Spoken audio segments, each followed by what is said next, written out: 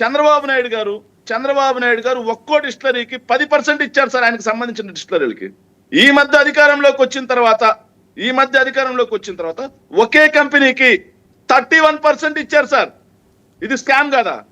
ఇలా కాదా వచ్చేది? ఇలా కాదు సార్ వచ్చేది. సో అన్ని కంపెనీలకి సమానంగా మేము ఇచ్చాం, మరి కిక్ బ్యాక్స్ ఎక్కడి నుంచి వస్తాయి? అన్ని కంపెనీలకు సమానంగా ఇవ్వడమే కాకుండా లిక్కర్ సేల్స్ తగ్గించాం, మరి కిక్ బ్యాక్స్ ఎక్కడి నుంచి వస్తాయి?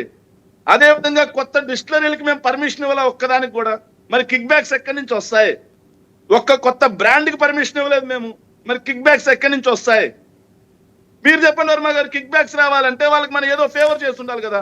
ఒక డిస్టిలరీకి ఫేవర్ చేయలేదు మనం, ఒక డిస్టిలరీకి పర్మిషన్ ఇవ్వలేదు, ఒక బ్రాండ్ కి పర్మిషన్ ఇవ్వలేదు, ఒక డిస్టిలరీకి ఎక్కువ మద్యం అమ్ముకోవడానికి అవకాశం ఇవ్వలేదు, మరి కిక్ బ్యాక్స్ ఎక్కడి నుంచి? అంటే కిక్ బ్యాక్స్ వస్తున్నాయన్నదా వాళ్ళ ఆరోపణ సార్? వాళ్ళ ఆరోపణ ఏంటండి?